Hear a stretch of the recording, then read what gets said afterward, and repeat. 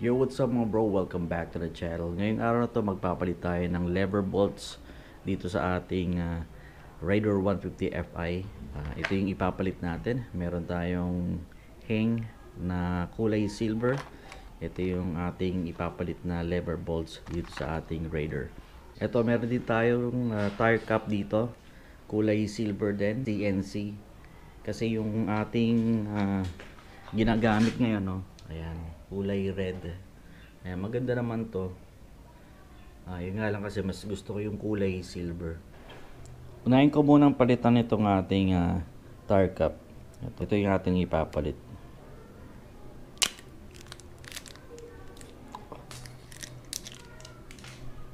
Pa-basic lang naman magpalit ng pito.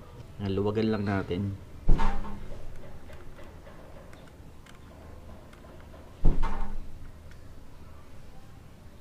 Ito naman yung ating ipapalit.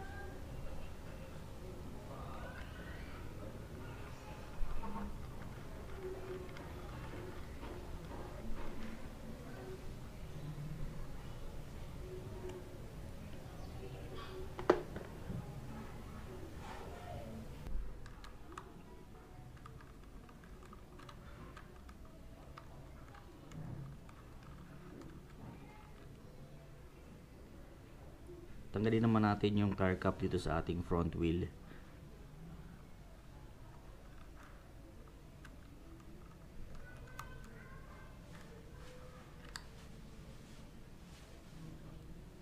Ang kintab. Tsaka mas malinis na siyang tignan.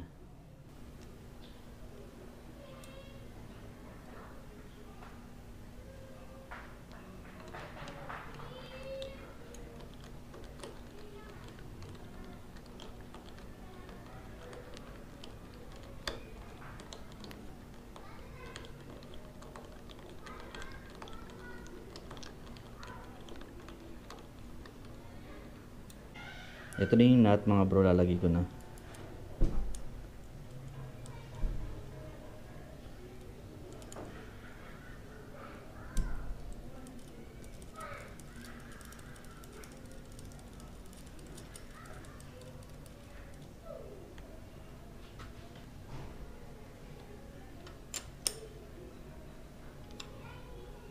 Ayun. Okay na. Kabila naman. Same procedure lang yung gagawin natin. Luluwagan ko lang muna yung sa ilalim, yung nut. Tapos tatanggalin natin yung bolt. Okay, maluwag na.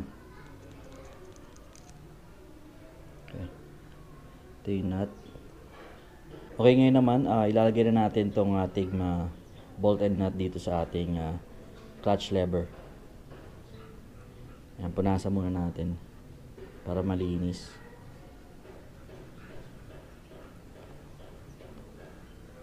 Ganun lang mga bro, kung paano tinanggal, ganun lang din ibabalik.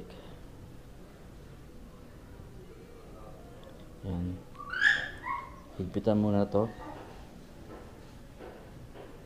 Gamit ulit tayo ng 10mm.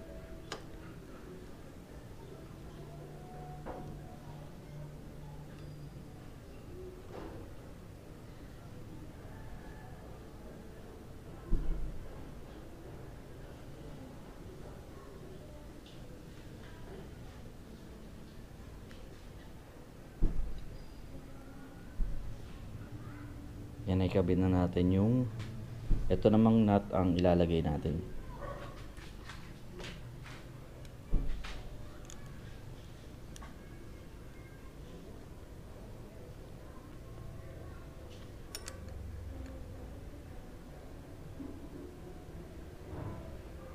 Alright, maigpig na. Ayun, natapos na tayo sa ginagawa natin mga bro. Napakasimple lang yung ating ginawa. Bali, nagpalit lang tayo ng tire cap, harap at likod. Ayan. Kulay silver.